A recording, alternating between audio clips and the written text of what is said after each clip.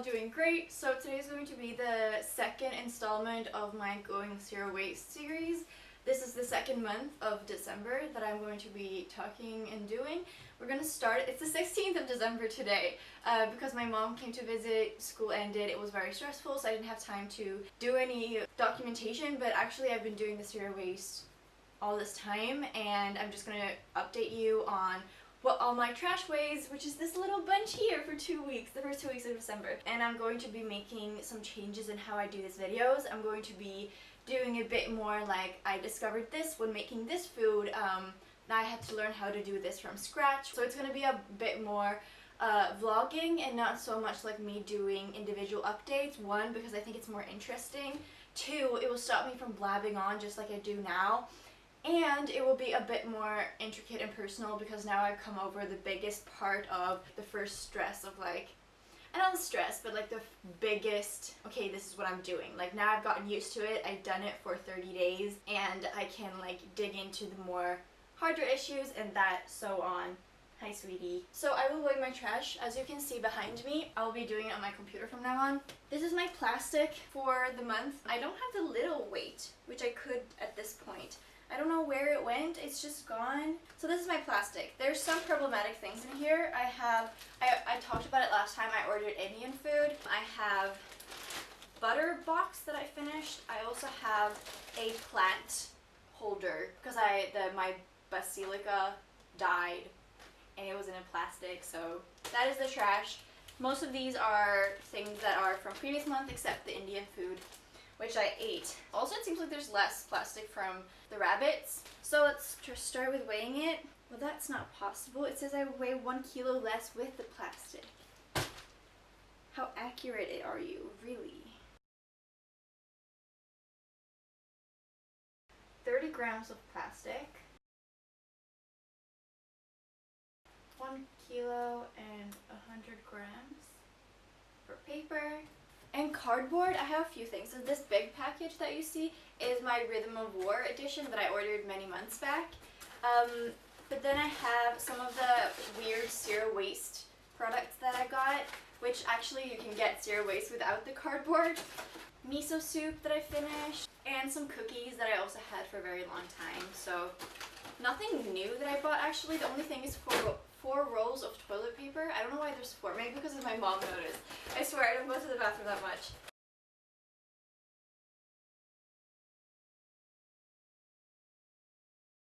So actually an update for the last 2 weeks. I have only 1.8 kilos of waste. So I think from now on, like, this weight isn't the most accurate. I probably have to use the small one. And that is a lot less than the last 2 weeks before these 2 weeks, because that was 6 kilos. Why is it so dark everywhere? Hi everyone, so today's gonna be cooking with Will. I hope you enjoy. So I'm just gonna show like how I will make this. Certainly needs to go down a bit. How I'm going to make a zero waste meal. So I've started with like cooking some gluten-free pasta. Everything here I got from like the zero waste store, except this one. This is lentils that I've had for quite a while now, but they do have lentils at the zero waste store, so that's the whole point. I'm gonna start with making some tomato sauce. So what I do then, I put like a little bit of water in it, and I'm gonna start with cooking the aubergine. I have never cooked aubergine before. I've only fried them. So this is going to be curious to see what happens. And I'm also gonna add a little bit of olive oil and salt. Hey, oh my God. What's your name? Robot.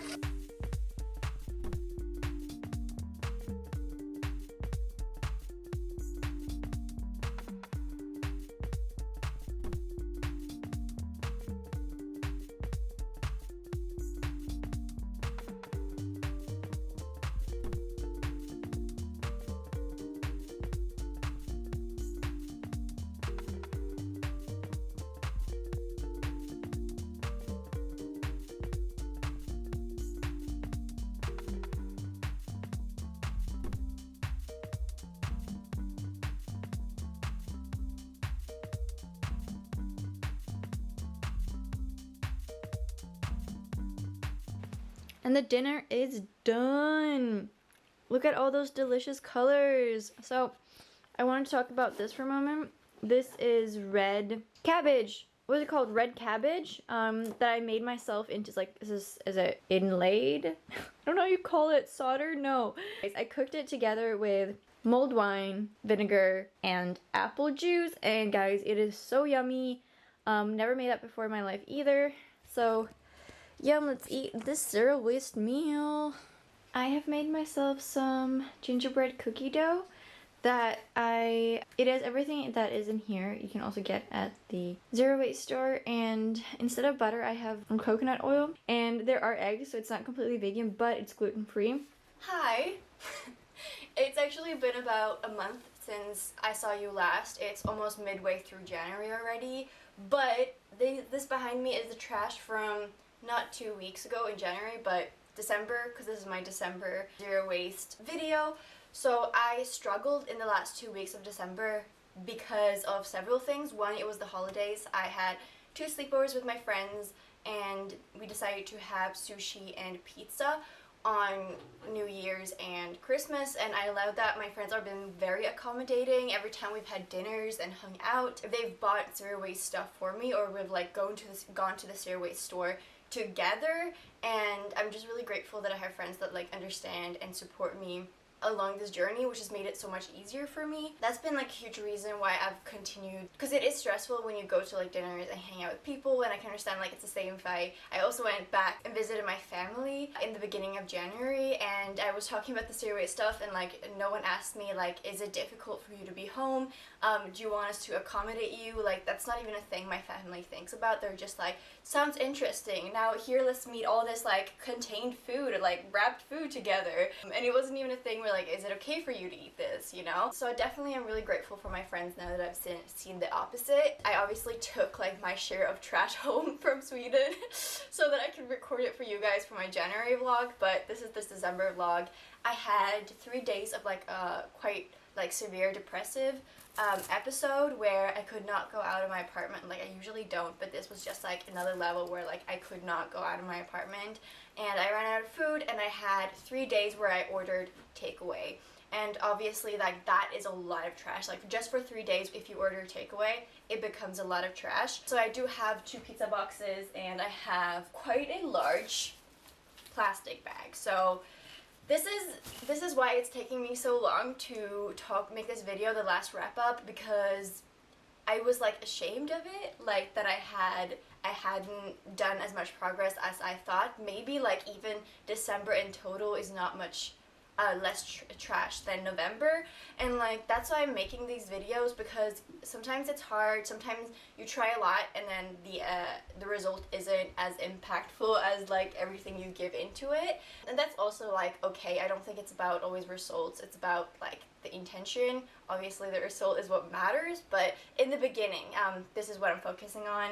Some other things, my mom came to visit, and she didn't really have so much intention of living my lifestyle, and she bought things, and then she got really sad because she's like, okay, so you don't want to eat this meal with me, and she was like looking forward to certain stuff we would do together. I'm like, I'm sorry, but like you need to respect my lifestyle. So like obviously that was really hard, and it's been really difficult when you eat together with other people, and I've noticed that struggle now. And something that I noticed about myself that maybe will help you guys, and something I'm going to try for the last 2 weeks in January, is do not, whatever you decide, do not make decisions when you're hungry. So important, because when you're hungry, you're impulsive, you can't think creatively, you can't make good decisions. So for the next 2 weeks, I'm going to have at least 3 meals that are always in the freezer. So if I have a depressive 3-day period, my meals are in the freezer. So it takes a bit of planning, but I have learned that about myself now, that I make bad decisions when I'm hungry.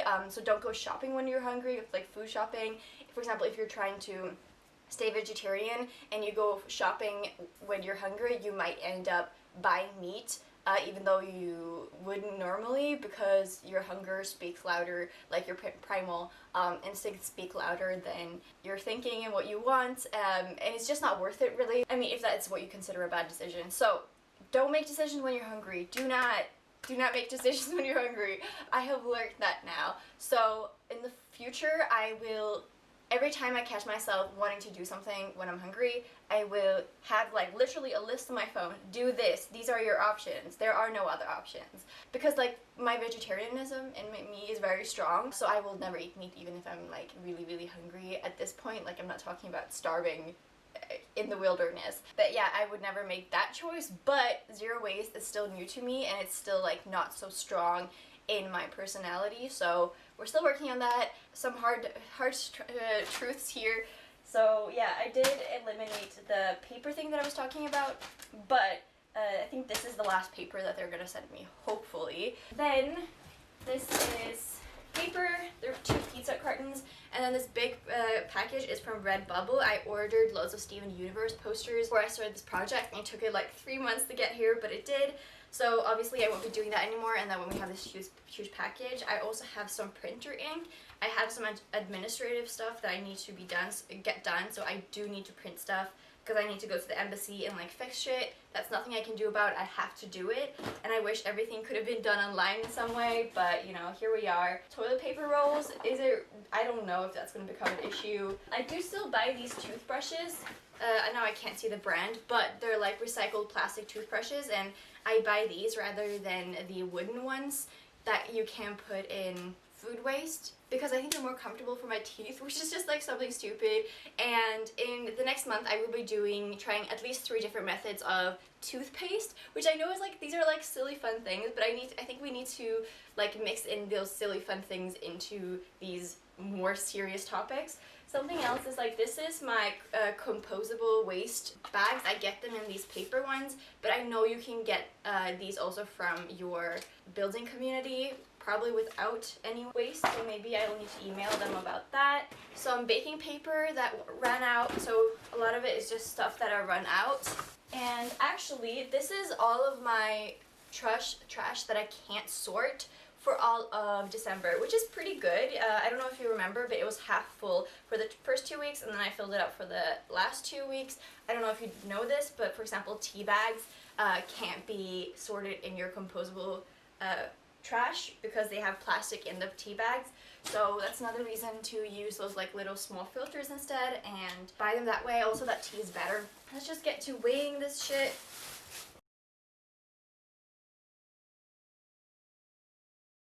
My computer ran out of battery. So we have general waste.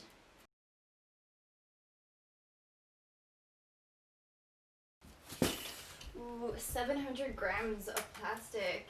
That's not good.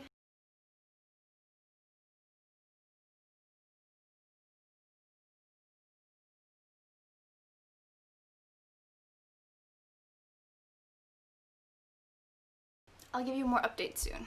I usually make my coffee with this thing, and these are my filters. They're organic cotton filters that I use, and they're many times reusable, as many times as you want. I have bought these, but you can make them as well. I mean, it's quite simple. I just soak them in some hot water after I use them, and then once a month I boil them.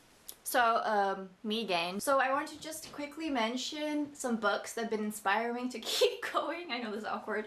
The first one is an audiobook I'm listening to called How Are We Going to Explain This? Our Future on a Hot Planet or Earth or something. It looks like this. It's such a great overview for like if you're new to climate change, which is a bit odd, but if you're there, if you want to start reading climate change books, on my knees now, if you want to start reading climate change books but you don't know where to start, this is just like a really good overview, comprehensive view that takes you through the history of how we got here, where we are now, how climate change is currently affecting like all facets of our life. I think I'm just halfway or something. The part where I'm listening to now, he is actually predicting and explaining these different scenarios, like the Earth could look like this in 2050, or it could look like this, or it could look like this. And he talks about all these different areas where climate change could affect our lives, and depending on what we do today, there's different types of futures. And I thought that was really lovely, and I wanted to mention it because I think we see the climate change as something so hard. It's actually much easier for our brain to imagine a post-apocalyptic world than it is to imagine a utopia. And when he started to explain an option of like, this is how we get our energy sources, and this is like cool technology and solutions that we figure out, and I was like, wow, I want to live in that world. And then the way he talked about it, it made me want to imagine that world and live in that world, and that's also why I'm doing this. I'd rather live in that world. And he talked about rich countries supporting poor countries and a world of collaboration, and that's why I'm doing these things, because I want to live in that world, and that's a good inspiration that's not based on fear. So I just wanted to mention that if that's something that motivates you more than the impending doom of our planet.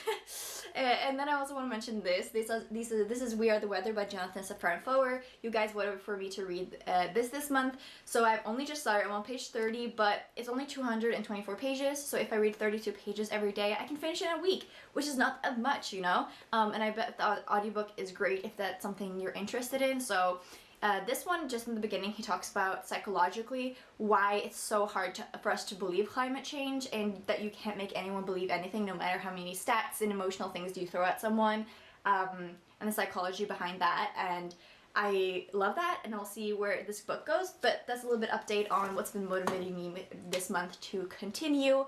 And back to the other clip.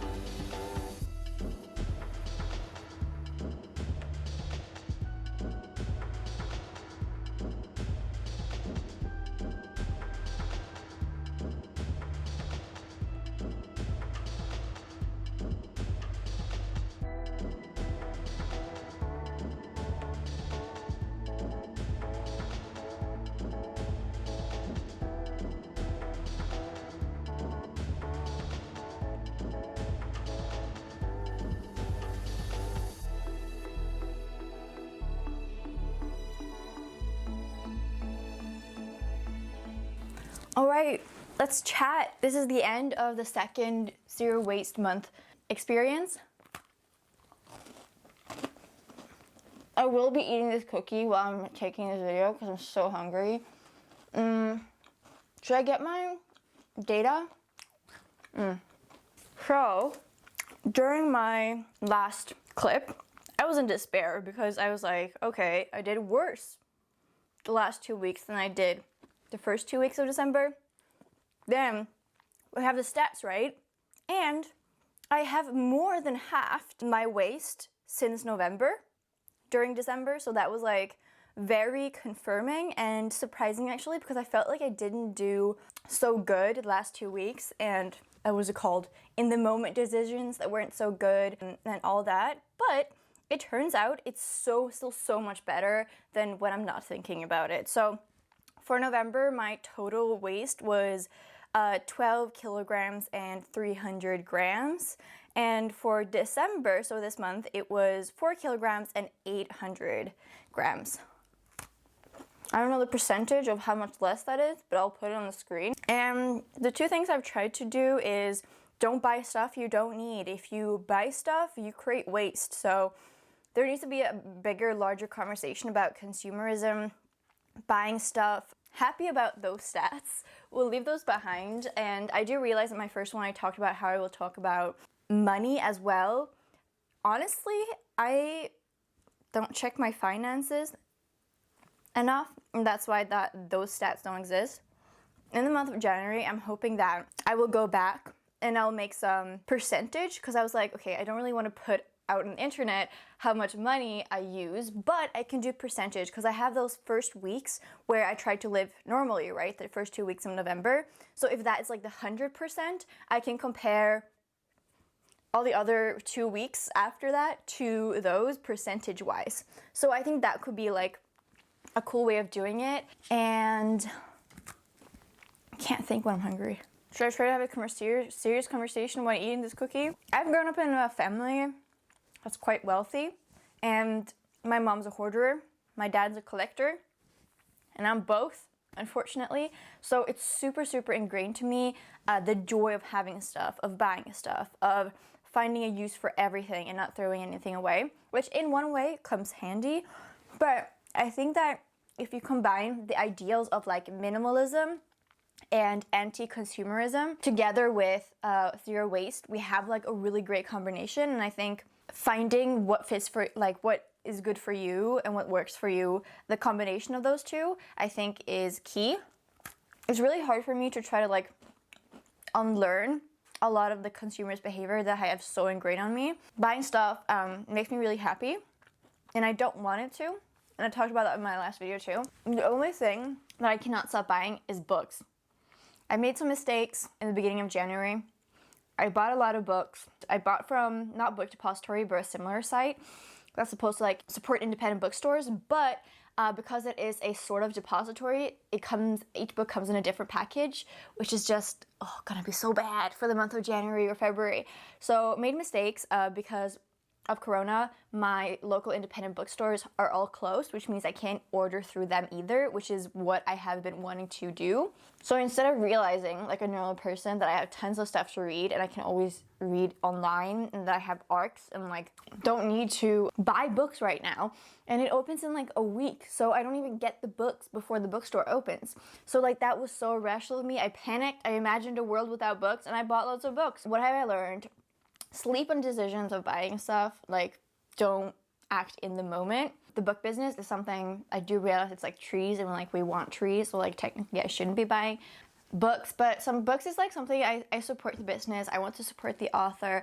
I like reading physical books. It's something that's really important to me, and I'm pretty much able to change everything else in my life. So I'm doing that first. Still haven't solved the rabbit issue. They still produce a lot of plastic. I got another 2 rabbits. There's 6 rabbits now because I apparently want to rescue all the rabbits in the world now. It's an issue, but here we are, giving them a better life. Consumerism, trying to unlearn it, trying to practice anti-capitalism lifestyles, trying to do that. That is part of the process.